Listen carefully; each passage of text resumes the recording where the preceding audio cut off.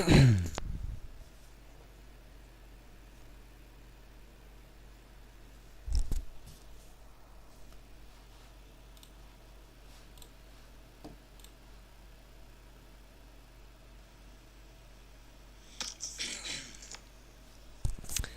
guys, that took quite a while.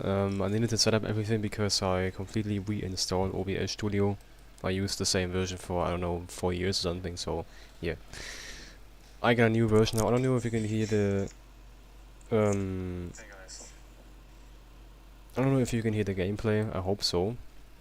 Let's check it. Wait a second, I will put on the external power. Here's something, so yeah. I got a new version now. I don't know if you can hear the... I don't know if you can hear the gameplay. I hope so. Let's check it. Wait a second, I will put on the external power. Alright, that works. Yeah, let's start from the beginning. I will turn off everything now and let's go outside and look at this aircraft. So, first of all, I want to say that I already did a flight with this plane, and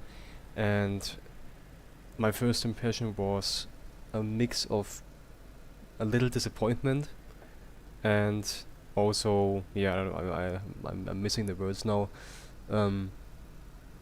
And also, yeah, I was also really happy about this plane, especially if it comes to the systems, because we have a lot of things you can set up. You have a lot of things you can do, things I can't even imagine right now because I'm just not really into this thing. I mean, I'm flying Airbus planes in MSFS and explain for a long time now, but still I never really made it realistic, you know. I'm not running any checklists, I'm not doing any primarily cockpit preparation stuff, I'm not doing all that stuff, you know. I always want to make these things really fast, and that's why I'm not really going deep into the systems.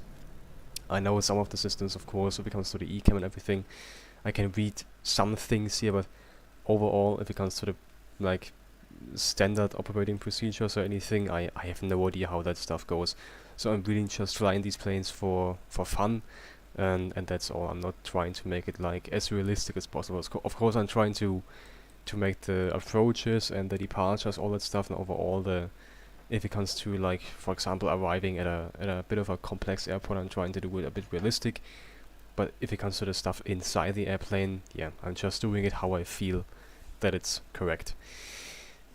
That's just how it goes if you're not really into that stuff completely, you know. So I would say, let's not talk too much and turn on this airplane. First of all, the cockpit looks really nice. That's something that I've already noticed. The cockpit looks really good. We have some amazing coloring here. In my opinion, at some places, especially in the overhead panel, we have, in my opinion, overall better coloring than in the Phoenix, because many people compare the Phoenix A320 family with the A321neo from FSLabs that I'm flying right now. Many people are comparing these planes. In my opinion, you can't really compare them because Phoenix is doing their completely own thing, and I think they are also doing their own thing, kind of. But yeah, it's a really interesting competition, and yeah. So of course I know there are some interesting things going on, and I think it's definitely also especially going to be interesting if Phoenix is going to release their A320neo family. And as far as I'm concerned, I think Phoenix is going to release A320neo, A321neo, but I'm not sure if they're going to release A319neo. I think they're only going to release A320neo and A321neo, which is completely fine. And I'm really looking forward for these planes because, as many people have said, Phoenix is not implementing the neo inside their planes that they already have now. They are just completely building the airplane completely new. A321 and A320 completely building a new airplane. That's why it also takes kind of long until they actually are able to release it. But that's something I'm looking forward pretty much, to be honest. So let's go into the overhead and turn on the 2 batteries first of all. Also interesting in this airplane, the sounds are really an interesting mix of really good and bad, in my opinion. That's something that I really noticed. So if I turn on the external power now, I love the sound, it's really nice. But now you will hear like a pack going on or anything.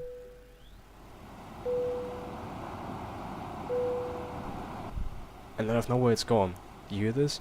There was a pack turning on, it got really loud, what is nice, and out of nowhere it's not there anymore. I don't know if this is happening in the real airplane, but I can't hear this in any other Airbus that I've flown so far in the simulator, so that's something interesting in the first place. Let's get this to a normal. Yeah, then as I already said, guys, I'm not using any checklists or anything, I'm just doing how I feel that it's correct. Let's stay in the overhead, and we have already the emergency exit lights on arm. Seatbelts come on, they are already in the correct position. Crew supply is already on, let's turn on ground. Whoa, what is happening? Okay, ground control. iOS switches. They also have a really interesting goofy ass sound. No, I'm just kidding, guys, everything is fine. I'm not concerned about the about the sound of the iOS switches. Everything is fine, guys. Everything is good. Yeah, and then I don't know, I would just turn all the lights on here. For some reason this FMC is not working now. I don't know why. No, it's not working. Lights are already set it up, that's good. Lights are already set up. Let's check the QNH at Tirana. Lima Alpha Tango India.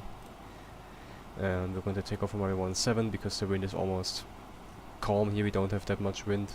Okay, actually we have some wind, but coming from the side, so it doesn't really matter.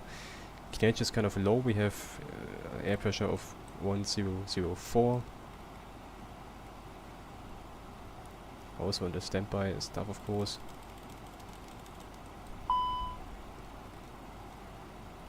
Okay, flight level for this flight is going to be let me check. We are Wizz Air 21 Echo Quebec. That's our call sign for today. I'm not flying on Ivao or Vetzim. I haven't done it in a while.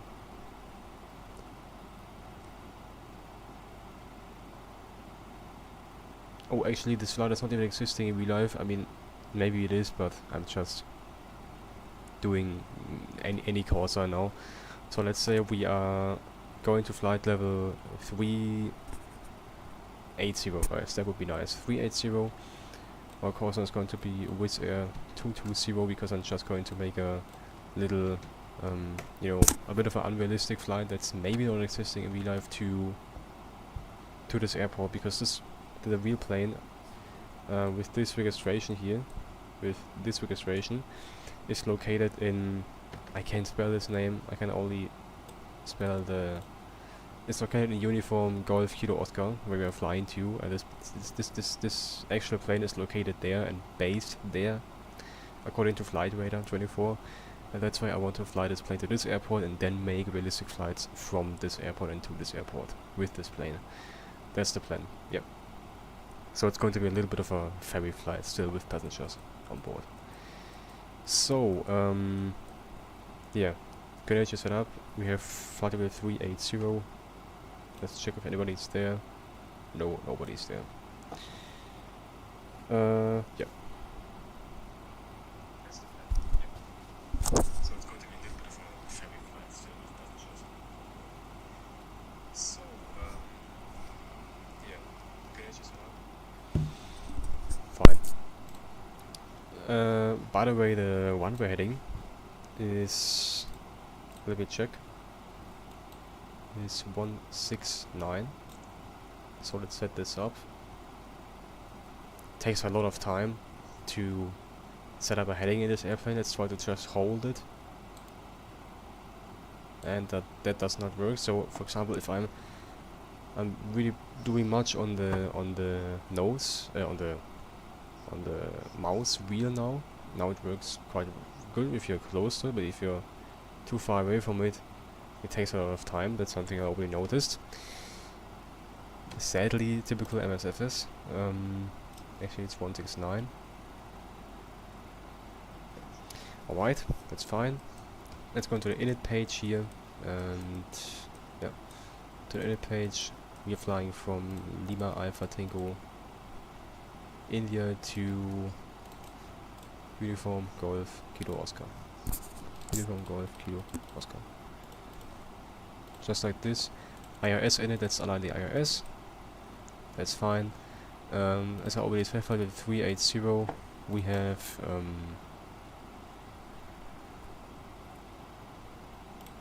cost index is 28,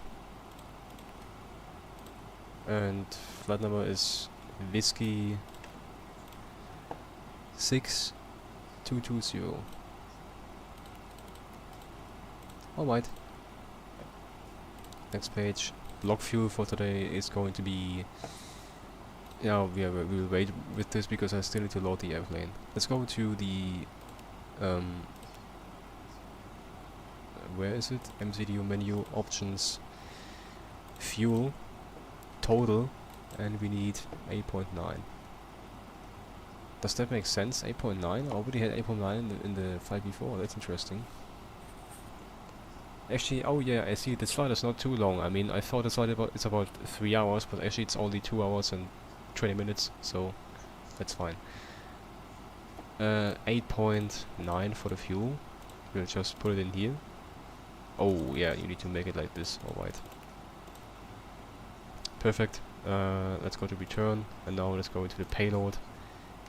And now we have payload 23.0.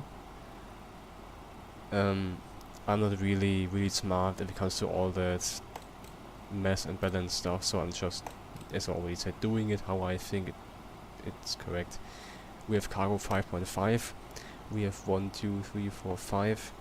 So let's just divert, not divert. Calculate 5,500 divided by, what do we have? 5, and then we have 1,100. And we just put 1,100 in each of those. I don't know what is it exactly. Cargo rooms? No idea. Cargo compartments? No idea what it exactly is, guys. And then we have 5.5. Just like a sim brief. Like if you go here on mass and balance, we can see 5.5, and that's what we want. So we have this. We have the fuel, and we still need the packs. We have 2,000, of course. 220 people on board today.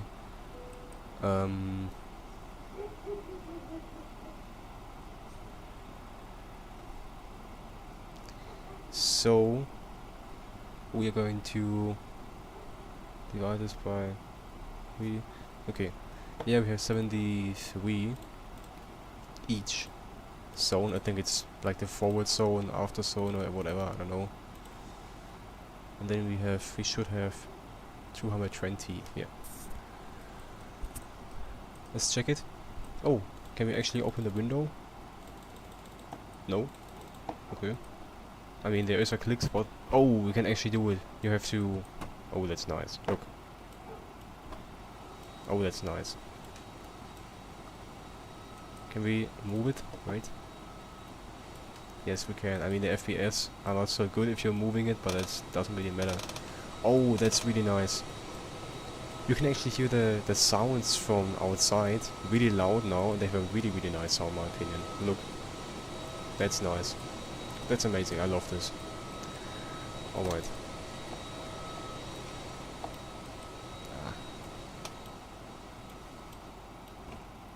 That's so nice. I love it. That's nice, guys. Alright. Yeah, we have 219. Should be fine. Zero fuel weight is this. Zero fuel weight CG is this. Fuel 8.9. That should be fine. So, with this being set up, we can go to the init page, and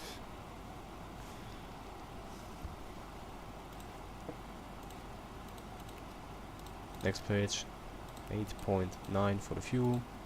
Click here. Then we have this. Let's go to the performance page, and now we can go to the takeoff page. Here we need to set up some things. The wind is blowing from 250 degrees with 10 knots. That's already correct. The outside air temperature is 29. That's also correct. QNH is 1004. That's also correct. And we're taking off with flags. Flaps 2. Air conditioning is going to be on. Anti-ice is off. We don't need it. Conditions are, yeah, I haven't checked the weather completely, but I think they are dry. Takeoff rate is standing on simply somewhere, but it should be correct like this. Let's select a runway for departure. We are using runway 17.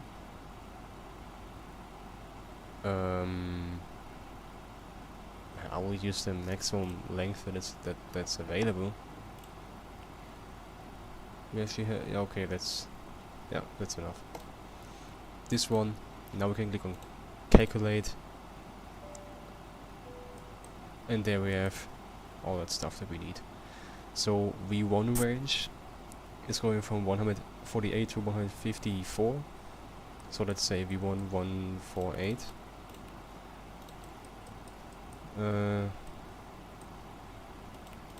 V1 154, and V2 is 155.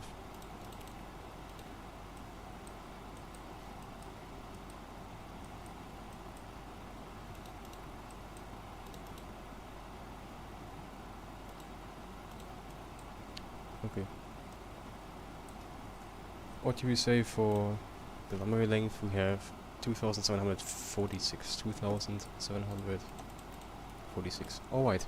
Now there comes the last step. Flight plan 17, as we already said, for departure. And we have the Odra to Romeo. Okay. Check takeoff data. What's wrong?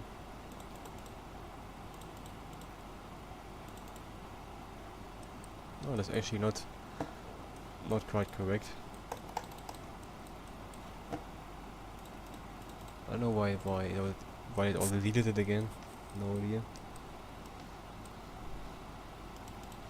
Okay.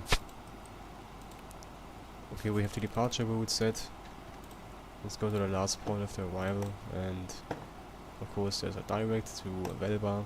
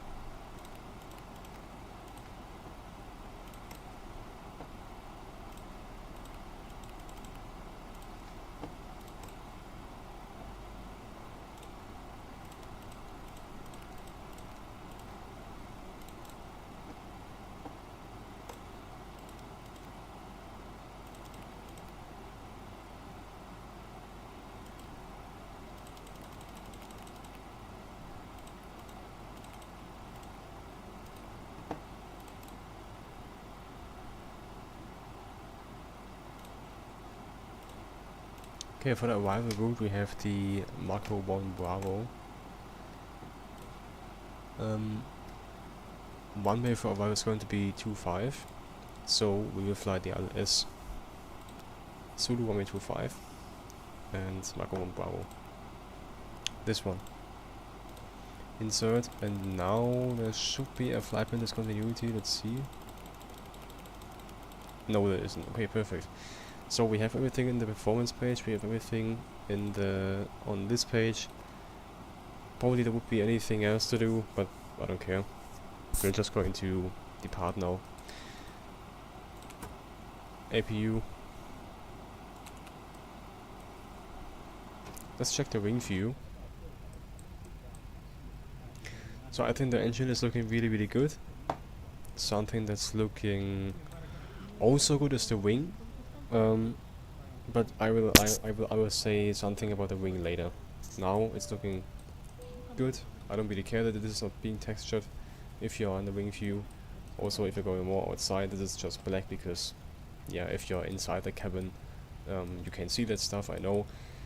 But there's a little glitch that you can set up a camera view, a wing view, inside the cabin, then you press it again and then you get glitched outside, kind of, and then you can set up much better wing views if you're just being outside. So for example, if I press Alt 5 now and press it again, during that time, that was the case yesterday, I was being glitched outside for, I don't know, 1 second, and if you press like the keys on the keyboard to move, you can actually glitch yourself outside, and it's really nice because then you can set up much better wing views. Alright, there we are. iOS is already aligned, that's really nice. In this case, APU is already there. Beacon lights and mass and balance. No, not mass and balance, of course. Connections. We can disconnect the GPU. We can get the jogs away. And now we are basically ready for pushback. I'm not using GSX anymore because it was too FPS heavy. So we are using the normal tool from MSFS. Oh hell no, what is this? Oh man. Okay, we actually don't have any pushback here, so let's do it with like this. I don't really care about it. And now we can actually control it here. That's nice. No, not this, please. Okay. Engine number 1. Oh, we don't have the fuel pumps on. That's what happens if you don't want any checklist, guys.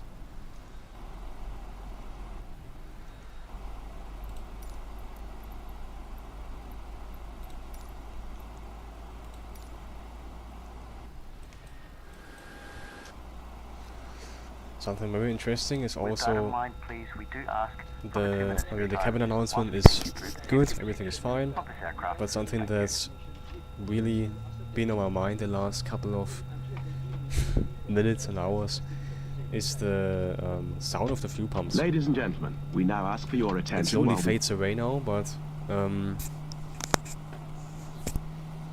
if the engines are not started and it's not fading away, you have some really interesting fuel pump sounds.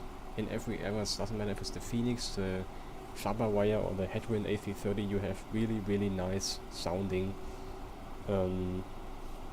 fuel pump sounds. In this plane, the fuel pump sounds, I can't really find this describing words to describe how the sounds are, but it sounds a bit like a bell that's ringing all the time, you know. And for me that makes absolutely no sense why you would put such complete weird sounds for the fuel pumps in this plane. For me that would be like the one of the number 1 priorities, to get nice fuel pump sounds. But here That's not the case. Doesn't really matter now.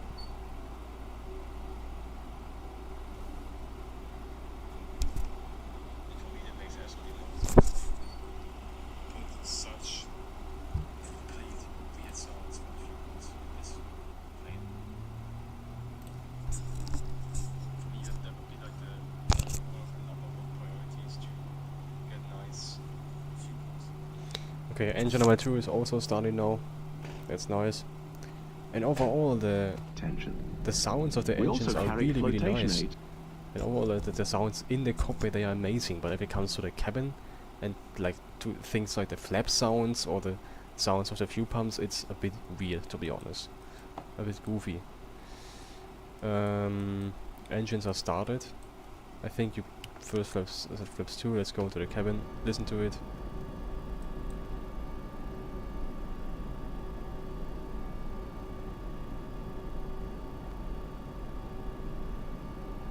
It's not bad. It's not a bad sound, but it's just not what I'm used to if I'm flying free airplanes such as Headwind A330 and Fly-by-Wire A320 or the Phoenix. I'm not used to a flap sound like this, and I've flown in real hours. I've sit at exactly this place here, and I can confirm that the flaps do not sound like this in the A321neo. That's not the case. But okay, everything's fine. The reason why I'm being so hard on this plane is because it costs a lot of money, guys. It costs really much money. It costs more than the Phoenix, and the Phoenix is already extremely advanced. So at this point, if it comes to like the fuel pump sounds or the flap sounds, I don't know. I just expect a little more from that. But okay. There are going to be many updates, and this plane is going to be much better. Everything is fine. We're just going to taxi to the runway now, and yeah, let's do it.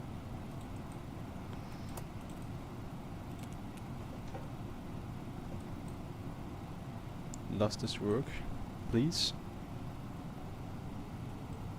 Yeah, nice.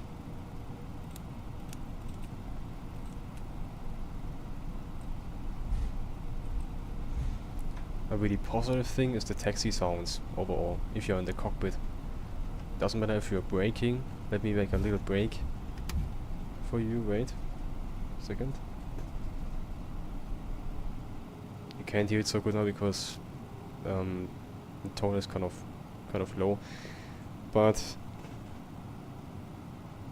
that's something I really like about this plane, the sounds if you're rolling over a runway or rolling over a taxiway. That's really nice, and I think also realistic. That's something I really love about this plane. It's not only a little you know, sound in the background. You can almost feel it. That's something that I really like about this plane. The overall taxi sounds. That's nice. Oh, what do we have here? Is that a fighter jet? Oh hell no. Looks like a Saab Gripen or something. Yeah. That's nice. Yeah, I mean we're going to roll over him because that's our taxiway there.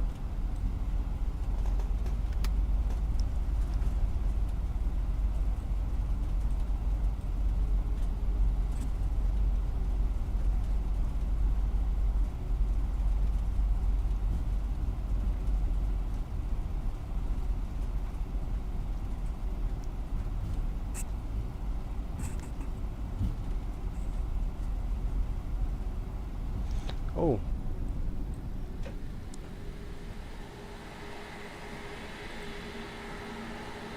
Yeah, we're actually not allowed to taxi here, but yeah. Doesn't really matter now.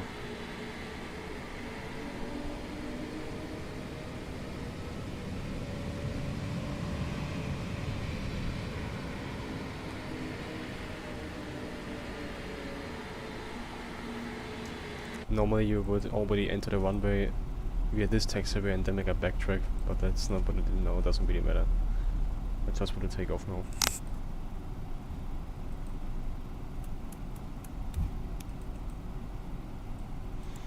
to turn on the transponder, you need to go to ATC, and then here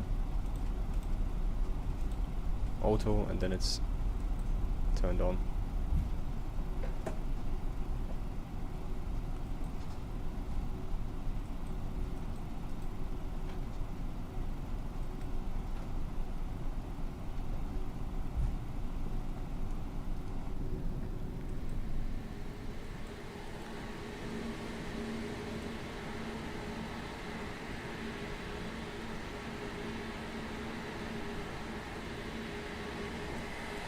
Okay, there we are.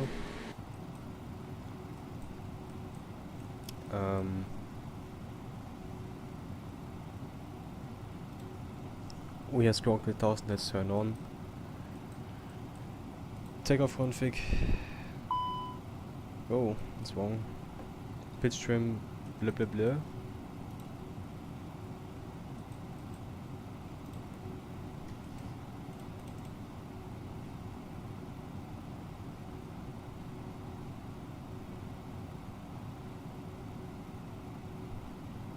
Okay. Alright.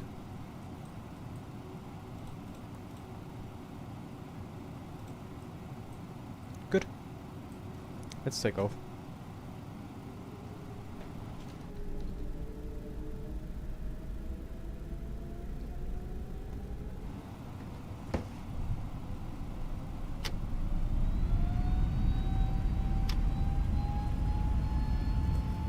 Okay, we got no autothrottle, so I just need to do it by feeling. So we have nothing standing here because the autothrottle is not turning on for some reason.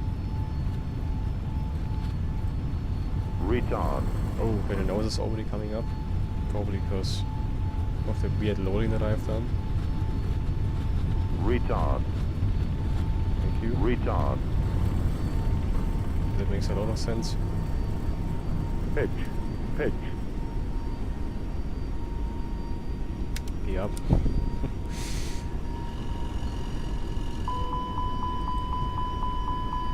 Yeah, the plane thinks we are in an approach or something.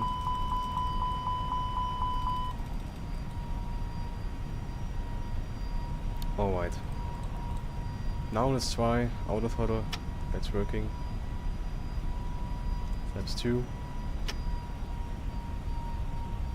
First climb.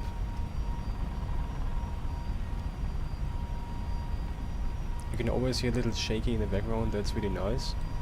Autopilot 1 on. Let's climb to 3 at 0, we have open climb. All blue.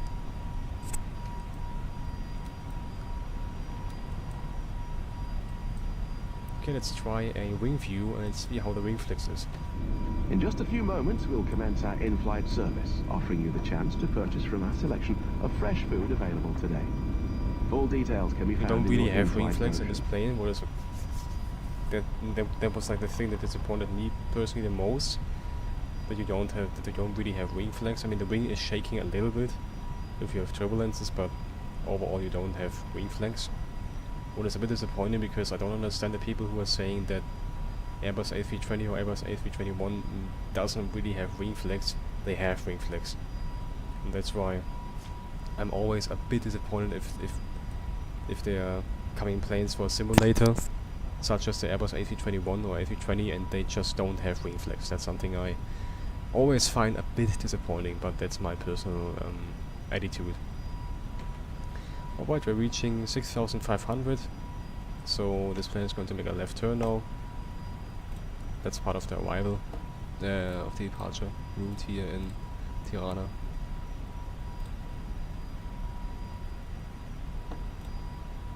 So now we are turning left to a heading of, yeah, I can see. And then we're going to reach Tango India 502, and we need to be above flight level 100 at this point. And then we're going to continue heading 063, and at Odras we need to be above 140, and that should be possible. Because already now we are almost at 100, so that's fine, I think.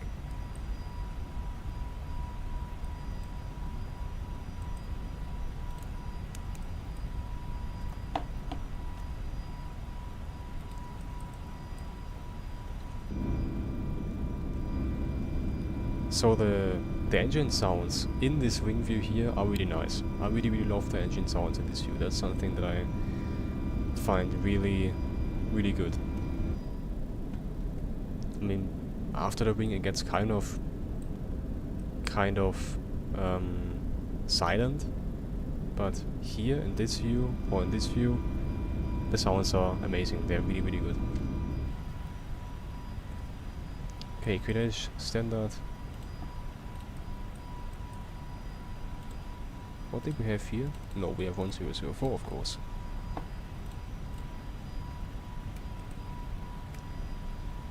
Alright. Also something I have to say.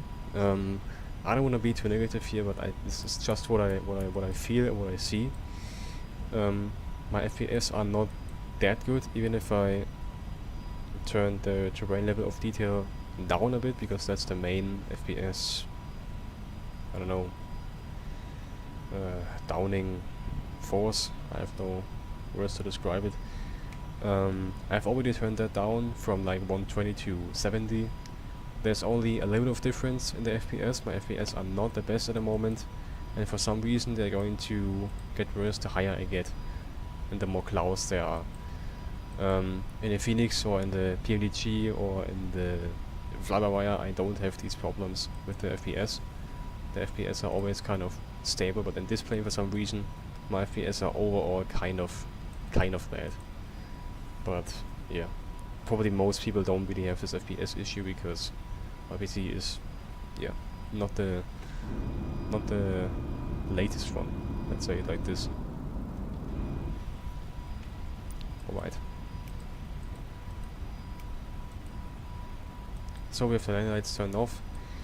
If we made this turn here and if there are no turbulences, we can turn the fast and seatbelt signs off.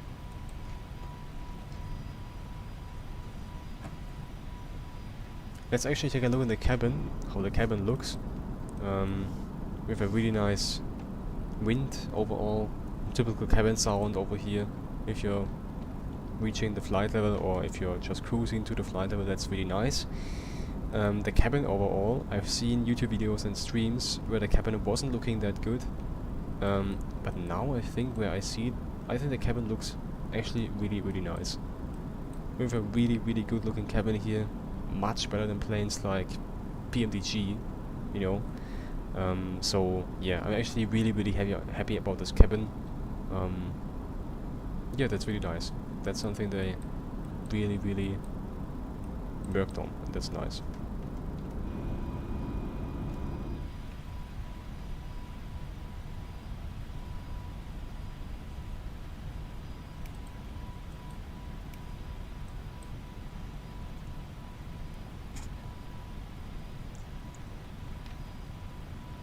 Okay, fast and seatbelt signs off. Batch. Can we actually see a light here? Probably not. No. For me personally, the Phoenix A320 family and the, how is it called again? iFly 737 Max are by far the best planes in the simulator, and I think no other airliners can actually beat these airplanes. Because, like, I know it's a detail that not everybody needs, but for the feeling, it's really important. In the iFly 737 Max 8, you have lavatories. You can go into these lavatories. You can do things there, you know, like flash the toilet or anything. That's, I know that's details that many people say, yeah, I don't need this, but for me personally, it's a nice detail, and it brings a lot more life into all that simulator feeling, you know. That's something I really like. Such as if you're turning on or off the fast and seatbelt signs in the cockpit, you can actually see it in the cabin in the iFly. Also something I find so amazing. I love this, I swear, I love this so much. Same for the Phoenix. The level of detail you have in those cabins, I'm talking about Phoenix and iFly, it's so amazing. And this plane, the plane, it gives me such a nice feeling, and just a much better feeling than usual if we have a really good looking cabin with actually some things you can do in that cabin. I mean, in Felix you can't really do much in the cabin, and that's completely okay. But just if it comes to the sounds, it's so nice. It's so nice. Same for the iFly. The fact that you can go on that little iPad in the iFly cabin, and you can change the lights from the cabin. Many people don't need this, but I personally think, as I already said, it's a really important detail. And if you're able to get this into the sim, and if that's something that is working, it's amazing, and I love it. And I always find it nice if producers are doing this. It's always nice.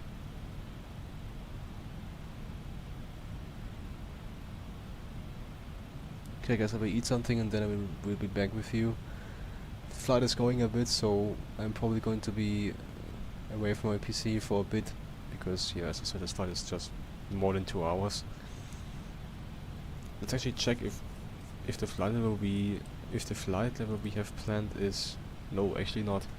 Maximum is 366, so let's go to 360 in this case. Good to know. Let's go to 360. Oh, we have to change it manually. Alright.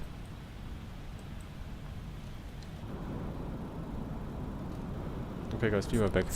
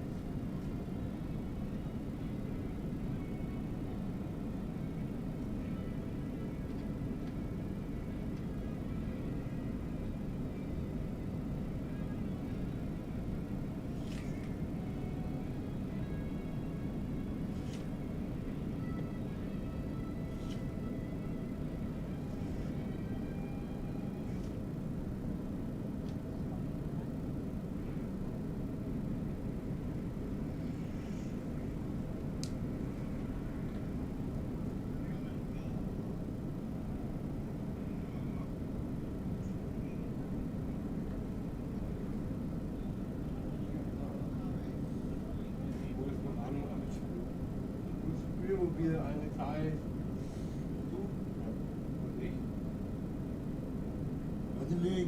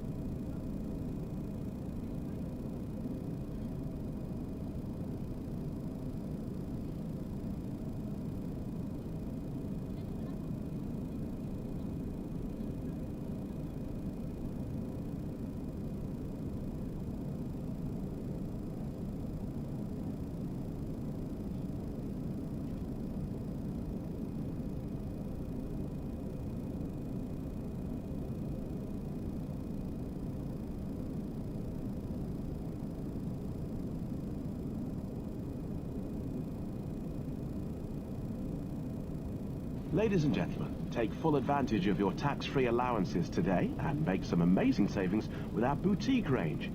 In your in-flight brochure, you'll find details of our award-winning selection of gifts, most with massive discounts. Make the most of your opportunity to shop and save from the comfort of your seat. If you'd like to see any products, have any questions, or would like to make great savings, then just ask us as we join you in the cabin shortly.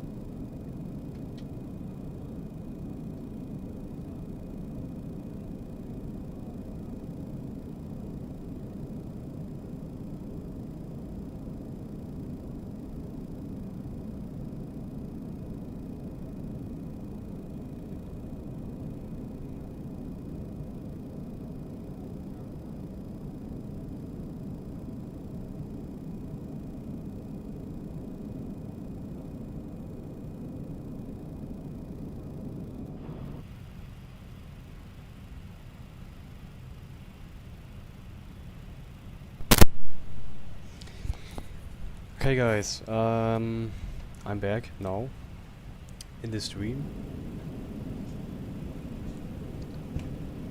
Looks like we are really short before the descent. FPS got worse and worse over the flight, as you can see. That's not a PC related problem, that's a... Okay guys, that's a problem related to ADSB RPTG24. TK standby, that can't be. We have... Actually, we have... Actually, I thought we have... oh yeah, we should have changed it here. No, yeah, we should have changed it here. Okay. Yeah, we are only a few miles before the top of descent. Okay, let's actually delete this point here. We don't need this one. We don't need this weird turn here. I don't know why there is GPS primary lost. I'm not sure why that's the case. I don't really care now. I'm just going to continue the flight. Let's fly direct to the point, to this point here, so we don't have any weird turns. Let's already switch on the fast and safer sign so we don't get any turbulences during the descent and then we have problems with the passengers. Yeah, okay. So, for the approach, I will go through it a little bit. Let me actually check if we can connect something like Navigraph. Here, Navigraph. Let's see if we can actually connect it.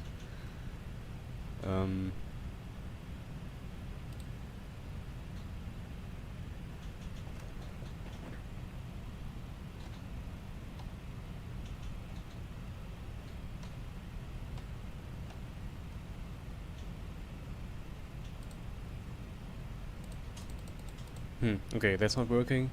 I don't know how to exactly connect myself with Navigraph. That's something that I don't know at the moment.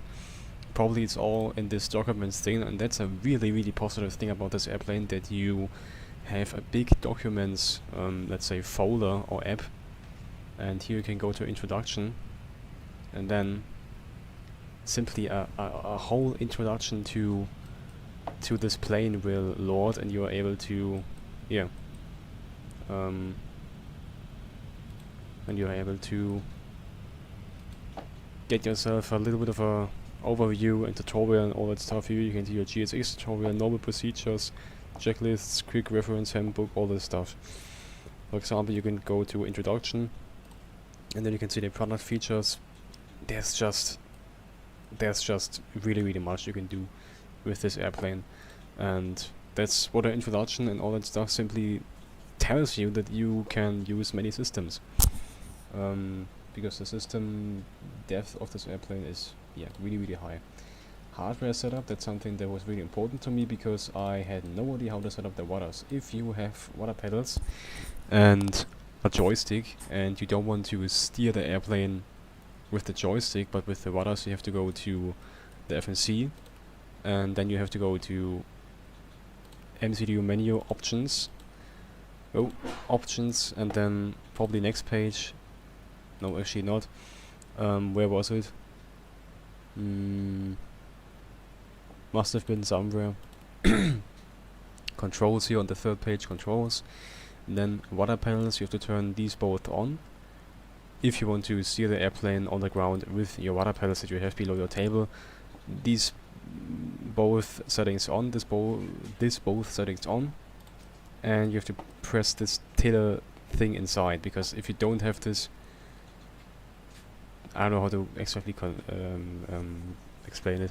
If you don't have this pressed inside, you can't steer the airplane on the ground. Well, it's really annoying. So yeah, just for you to know. Let's brief for the approach a little bit. I'm trying to figure out how I'm able to connect Navigraph, but that's something that I simply don't know yet. Yeah. I mean, it's not that important now, but just for later it would be nice, you know. Alright. Tutorial, basic, blah blah blah, introduction, using the A321 configuration, electronic flight back, Navigraph. Here, let's go. Switch between maps, blah blah blah. Okay, but is there also how I can connect with Navigraph? That would be so nice.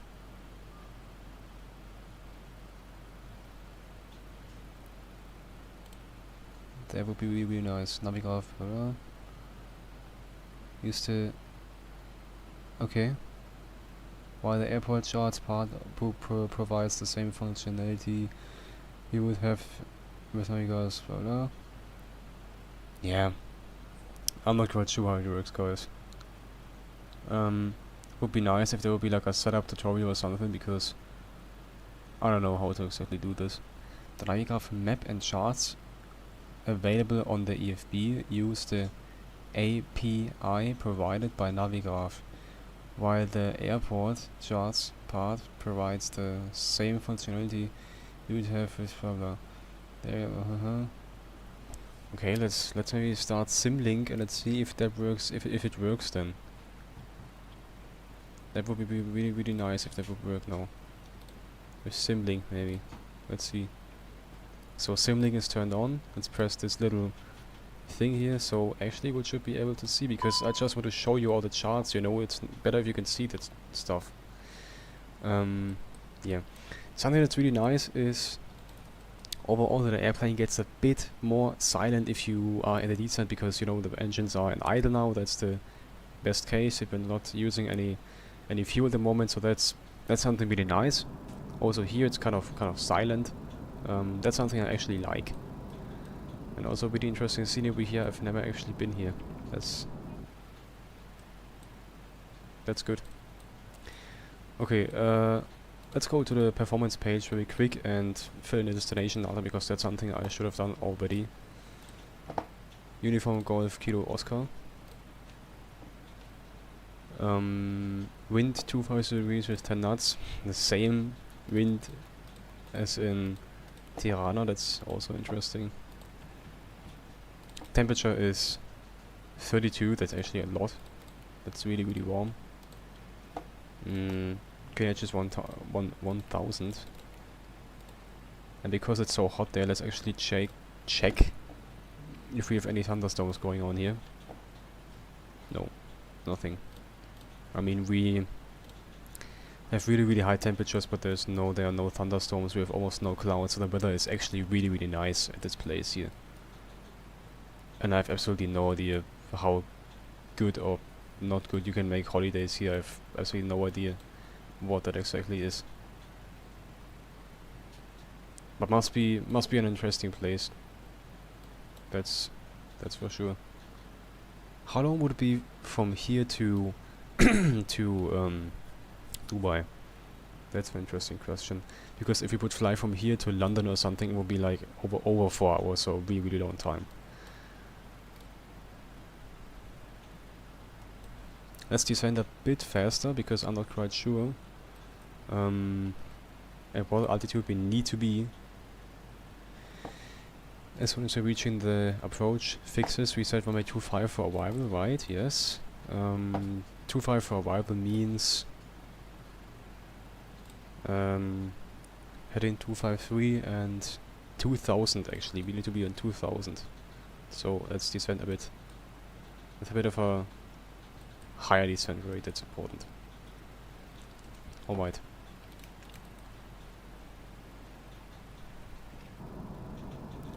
Good. And yeah, I actually wanted to go to Navigraph now and check if that works. Oh, look, that's nice. I can scan a QR code now. Oh, what the hell is going on here? Oh man. Okay. 1 second. Oh hell no.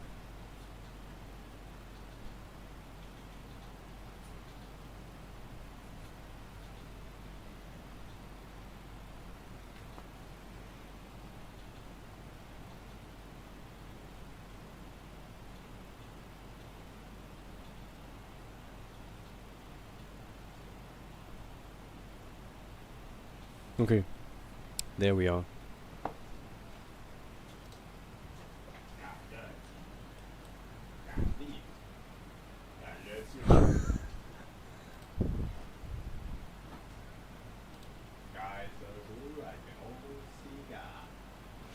I'm actually not quite sure how it's possible that we can't see anything here. I don't really understand how that works overall, to be honest. Import, maybe? Nothing really works here, guys. It's a bit annoying, to be honest. Let's see, approach. 2.5, let's see if that's loading. Okay, that's actually loading. Yeah. Good. That's actually nice. That's really nice.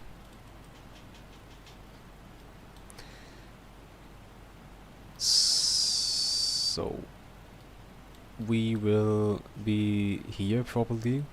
Let me check. Yeah. Maybe we'll be here probably. And then at sec we're going to be at 7,000, at this point at 6,000, then at 3,500, with always maintaining a heading of 071. And then at Kilo Oscar 104 we need to have maximum 230 knots. What's wrong now? Yeah, okay. Maximum 230 knots and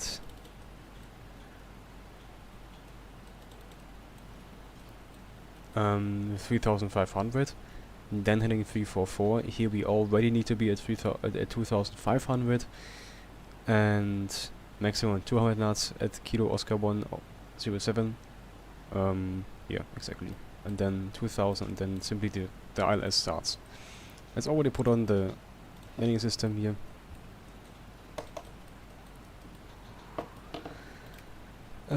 Medium, please.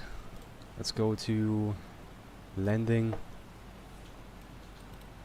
And 250, yeah, that's all correct. It's all correct. Air conditioning on, yes. Anti-ice off. Config full. 25, please. Calculate. Glide slope, climb, gradient, 5%. Okay, I don't know what that exactly is, but really interesting that we have this. Really nice. The approach speed is going to be 135 plus 5 because we have 10 knots. This 140. Alright, that's good. Approach phase 140. Very, very nice. So that's something now that's working really, really nice. You can set up the whole landing thing. You can really brief our approach a little bit. You have different ways to actually brief our approach, and that's something really, really positive at the moment. Okay, let's go back to the charts. In the case of missed approach, we need to climb straight ahead. Oh, what's wrong? Okay, there's definitely something wrong with the ADS-B stuff. I have no idea what it exactly is, but never had something like this.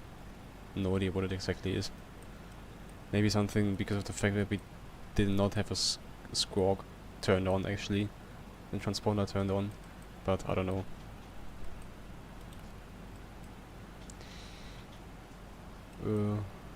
Yeah, let's increase the descent rate now to not use anything of those engines, because they're engines. The descent is the only way to get their engines into idle. And we want to use this opportunity to save fuel.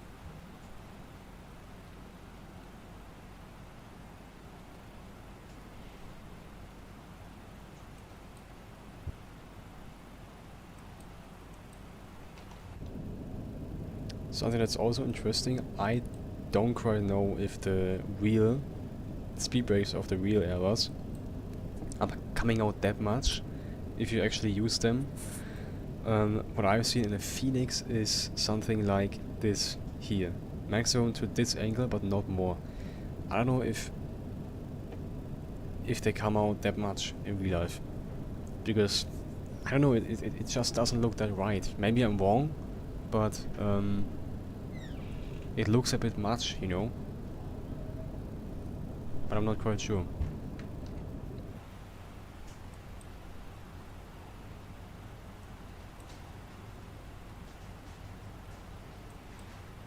Let's use full air brakes and see how it looks. You can see here, you can see the angle pretty good. That the angle is pretty high actually. I'm not sure if that's how it is in real life or not. Not quite sure. What the hell is wrong? Okay, we're a bit high. So we will switch to heading mode now. If that would work. Use the click spot. And then we have a bit more time. So we can increase the downwind leg now.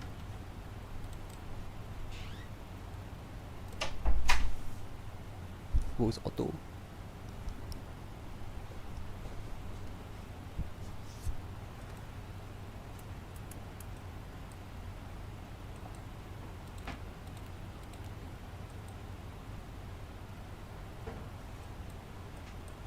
QNH was 1000.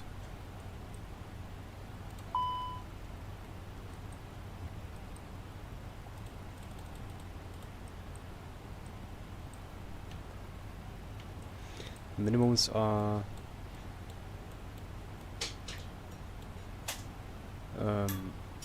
360. This approach altitude is going to be, here we set straight ahead to 3500 at 7 miles away from this VUR. So from this VUR, from Kutaisi VUR, we need to turn right and bound the VUR and follow the ATC instructions. In our case, we don't have ATC instructions, so we are simply going to turn back to the VUR, go to this point here, and then start the arrival from the approach completely new. Yeah, that's going to be it. So we set 3500 right, yeah. Okay. Alright, let's turn.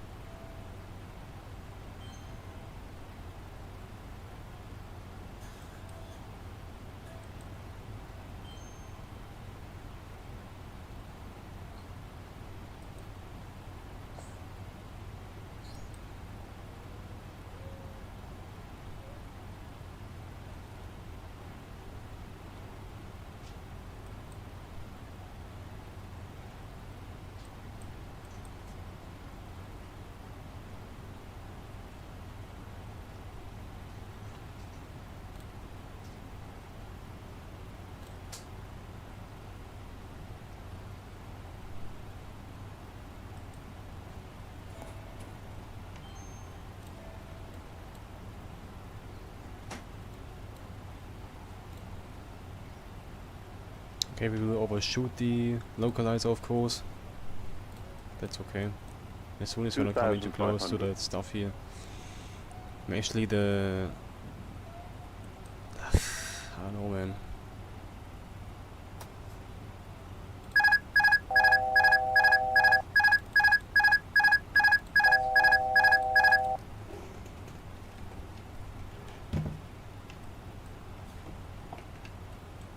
It's also not working. Alright. We are pretty low. Let's pull up here.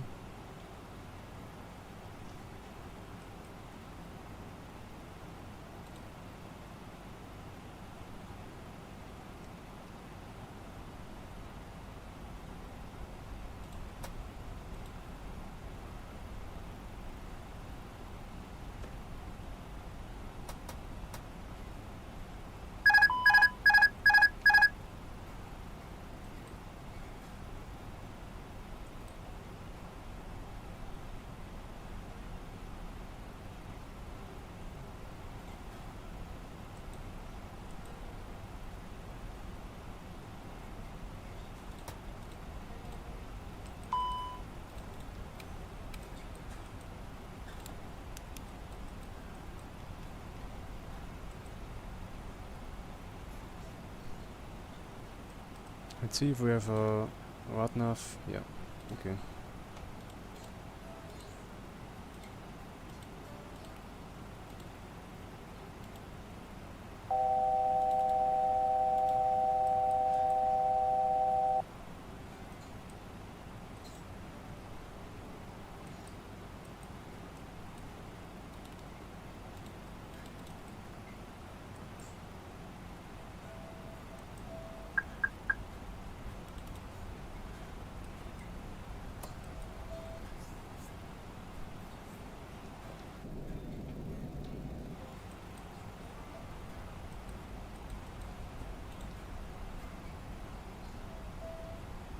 Okay, I can't see localizer, I can't see glide slope. The plane is flying completely weird stuff here at the moment.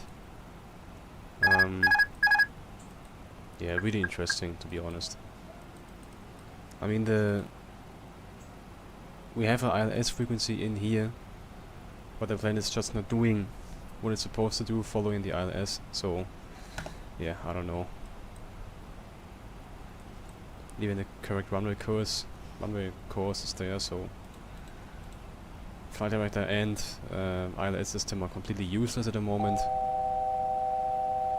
Don't fucking annoy me, man. Let's put the gear down.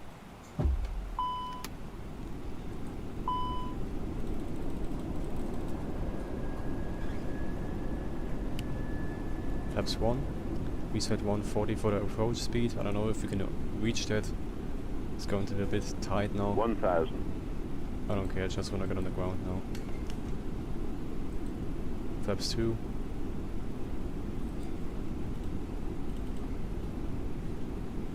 No, there's nothing.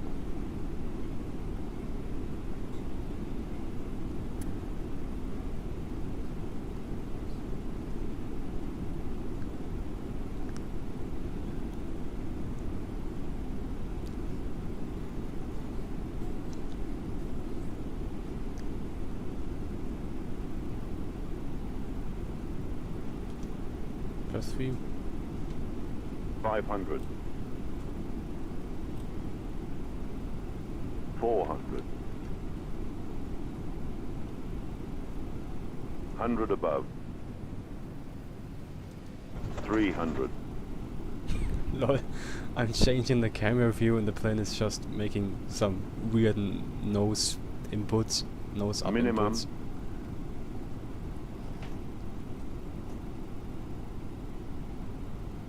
Okay, we have a 100. really high angle of attack now. Nah, that's not gonna 50. work. Pitch. 40. Pitch. 30.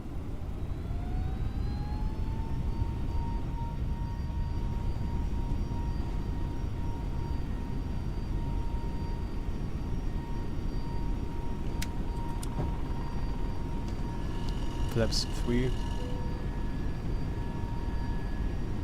Straight ahead.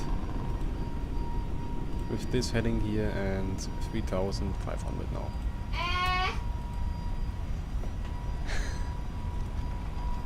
Okay, flaps up. Well, let's take flaps 1. Really nice sound. Awful light here, shining at the engine. Flap 0. Let's go to 220 knots. The plane is pitching up a lot.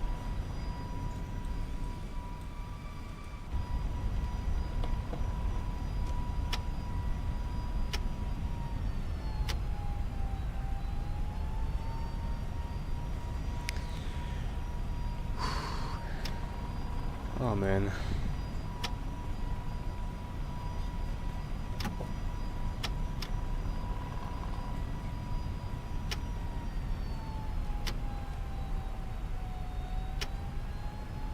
There it is. Thank you. What? GPS 2 fault? Oh hell nah. What do you mean?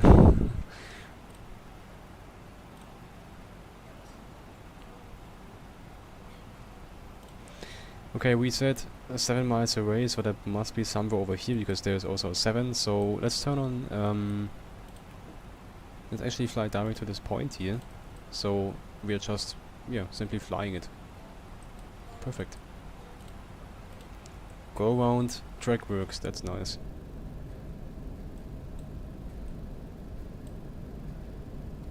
I'm just a bit confused by this light here, you know. I mean, let's set like night. I know, man, it's just it's just, I mean, it's looking interesting, you know, but yeah. Just my thoughts, you know.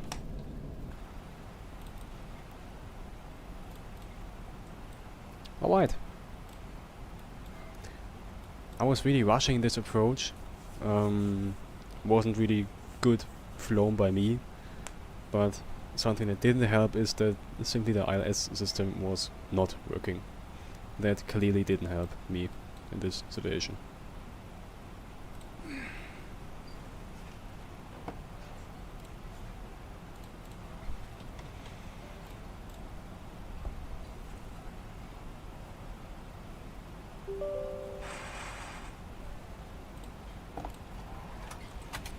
No! Thank you.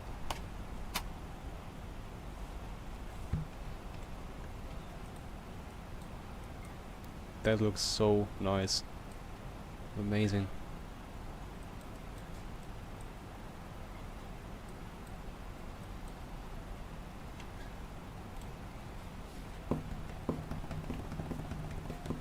Oh, there's a big Phoenix update. 1.44 gigabyte. Look at this, guys.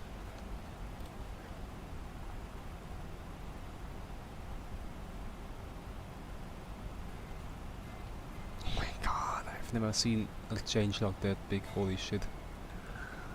That's amazing. So much.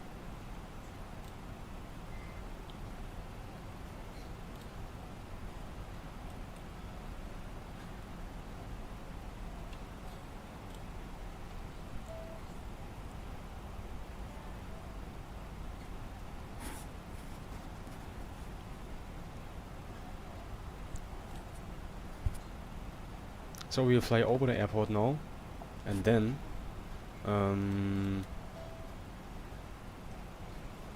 you can't actually see those points anymore because it's just deleted. That's okay. That's how it goes. And then we go to Kilo Oscar 104. Kilo Oscar 104. Let's see. Do we have it here anywhere? In this case, just I'll just put it in there. Kilo Oscar 104. Like this. Yes, and now we have everything we need.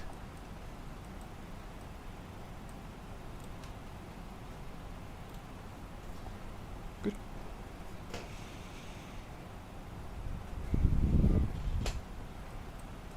Fuel on board below 3 tons. Yes. That's okay. We will not divert or anything.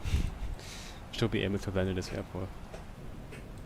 I have also installed a little scenery for this airport, so it's looking quite okay.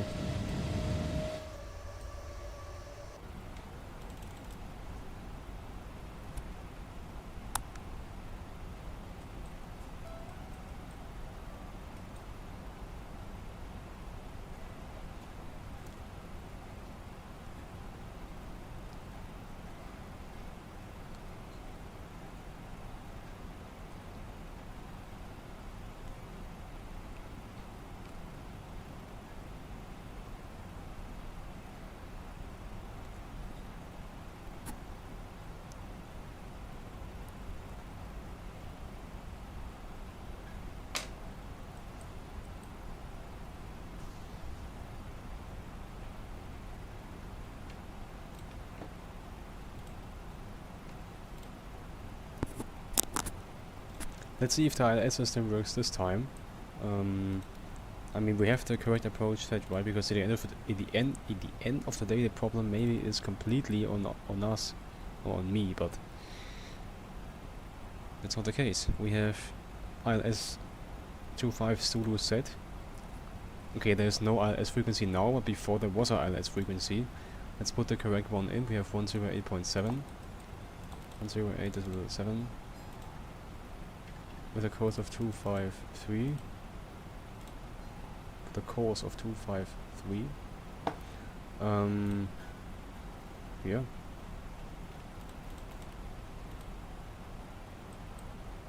Should work.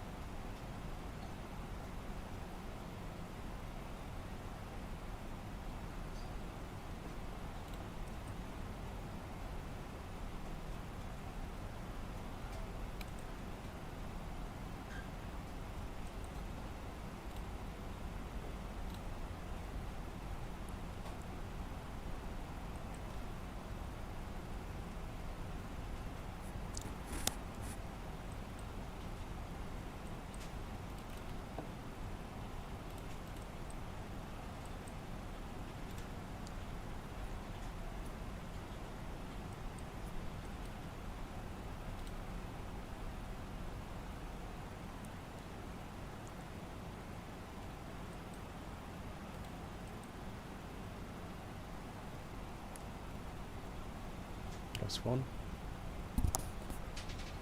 Plane 253.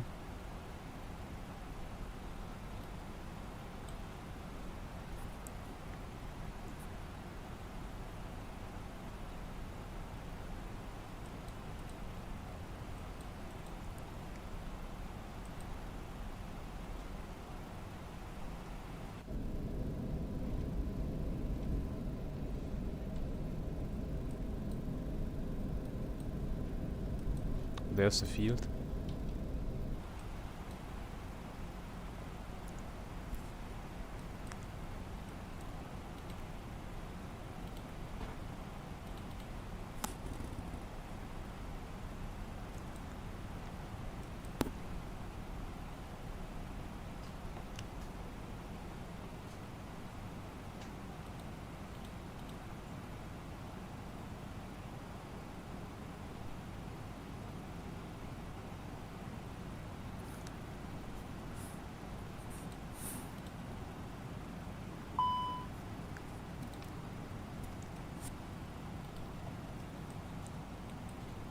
Okay, no ILS, glide slope, nothing.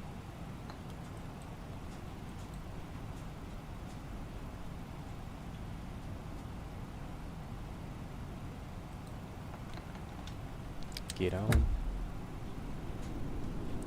Final approach speed 140 in this case. Let's say 145 because we had a little bit of a tricky situation there with being too slow. We don't want that. And you can actually see the wing shaking a little bit, which is nice, you know. But it's just the wing flex that's missing, you know. That's the thing. That's what I want to say. 2,500. Okay, the plane is configured for landing. The only thing that's not configured is the ILS. So in this case, we need to check the airport elevation. That's 160, and say something about, yeah, let's say 0 here. Let's say 100 in this case, and let's just descend like this. We have a ground speed of 140, so as soon as we reach this, so in this case now we need to descend with about minus 800, like this, and now we should be on a okay glide path.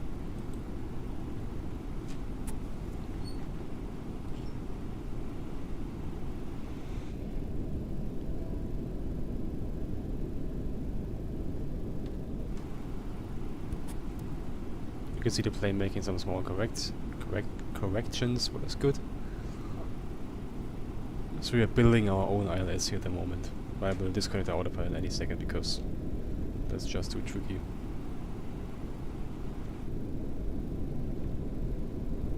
That's nice.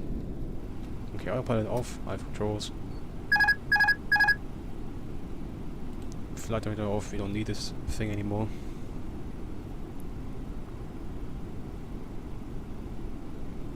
$1,000.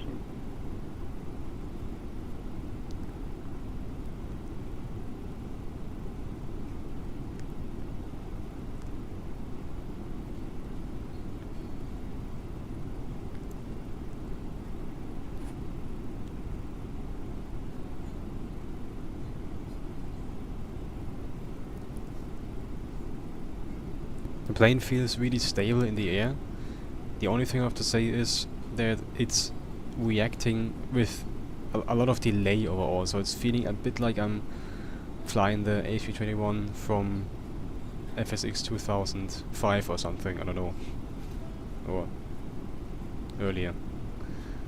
So it's not really reacting fast, it's reacting really slow and with a bit of, you know, delay.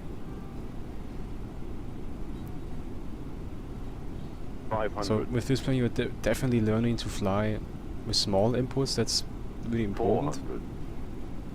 But it's also not quite easy to fly, it's quite hard to fly actually, because like in this situation you can get too high really quick and then you put the nose down 300. and out of nowhere you find yourself in a situation where you have forward lights and almost 200. touching down before the touchdown zone, and that's something you don't want. 100. 50, 40, 30, 20, retard 10, Idle. 5,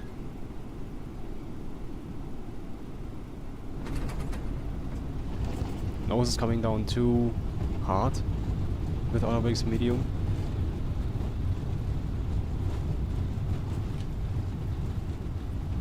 Let's see what the landing rate was. Minus 84, okay.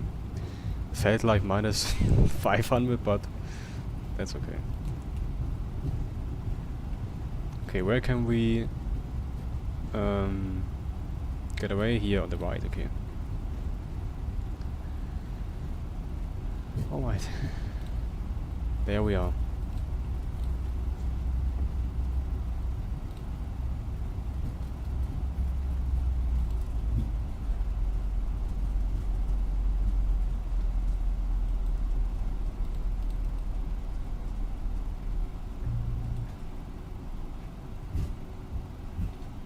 You can see that I have a little CDB installed here. It's better than having nothing. That's very nice actually. Alright. Let's clean up a little bit. Landing lights off. Taxi lights on. Strobe lights off. Let's turn the APU on. Flaps up.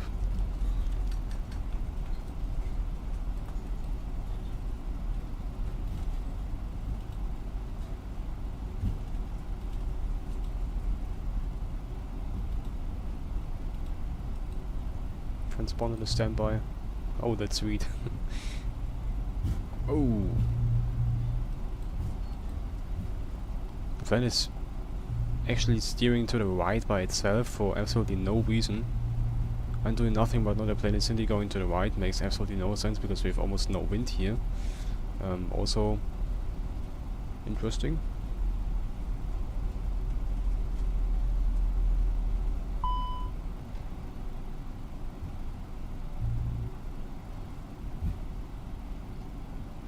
But overall the handling on the ground I would say is fine.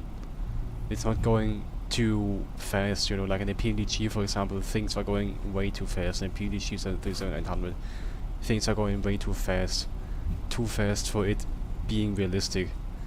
In this plane everything is going kind of slow, and that's something that's definitely realistic, yes, but if it comes to the hand flying it's just too delayed in my opinion.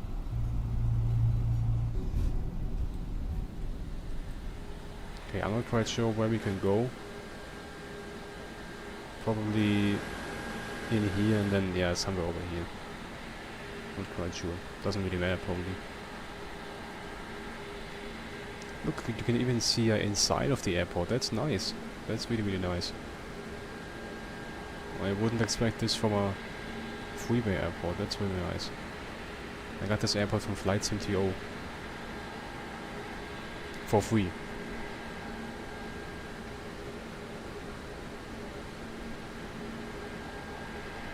Oh, that was too much. Again too much. Here we can park here. Like this. No one is stopping for no reason out of nowhere.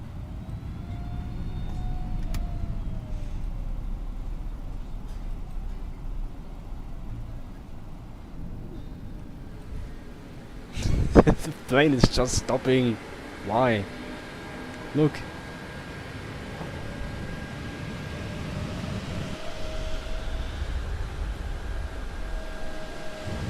Okay, now we can stop. You can stop now, thank you. Oh, it's going to be so perfect, look.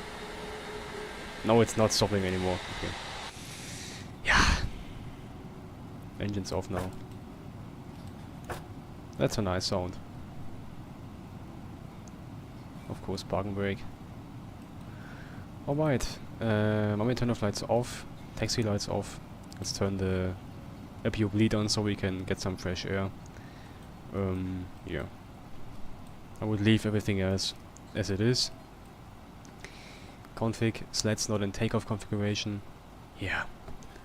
We are standing on a little apron here. I would say we are not taking off now. Everything is fine. You don't need to be scared. Everything is good.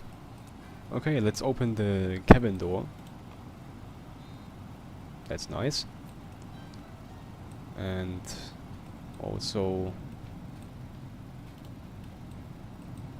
the main door, so we can deboard the passengers. Connections, GPU of course, jogs, door, services, and let's see if we can get a okay, no we can't. I thought we can maybe get a little bit of airstay here or something, but that's not the case, which is fine. Let's also open the window here. Oof. What's wrong? There's something in the way. Oh, now it works. Look. Oh, that's nice. That's nice. It gets louder. That's something really, really amazing. And actually, a really, really nice place to fly. Looks really interesting here, guys. Alright, sadly we can't connect any stairs or something, as I already said I have no navigraph. Yeah. Alright guys, that was a bit chaotic by the end, especially if it comes to the landing with the go around. Yeah, not everything was running perfectly, but in the end of the day, this plane has a lot of potential, I need to say. If the sounds will be better, if there's going to be like a nice fuel pump sounds, if we have a bit, if like this plane can get updates, you know, and things can get better. If this plane will get a bit of a improvement if it comes to the hand flying or overall the sounds, and some bugs such as simply the ILS system not working. Maybe I was doing something completely false. Maybe I was completely missing something out. But normally when I configure the airplane like I configured it, the ILS is immer. The ILS is always working. So yeah, I'm just really asking myself what went wrong that the ILS was not working. For now it was completely fine, but if you would approach in bad weather conditions, you just couldn't land because you can't see the runway and then your ILS is not working. So that's definitely something that was a bit annoying. So in this case, if you want to try this plane out, that's my personal opinion. You can have your completely own opinion, you can have your completely own thoughts on this airplane. My personal opinion and my personal advice for you would be, don't buy this plane now. It's still very fresh. It feels like it was released in a bit of a rush because there are still things that are a bit weird. My personal opinion would be just wait until it gets better, you know, because it will get better. They will not leave this airplane as it is right now. I think they will bring some updates to this. In this case, thank you for everybody who was, you know, watching a little bit the stream, and I will see you in the next one. Bye bye, have an amazing week.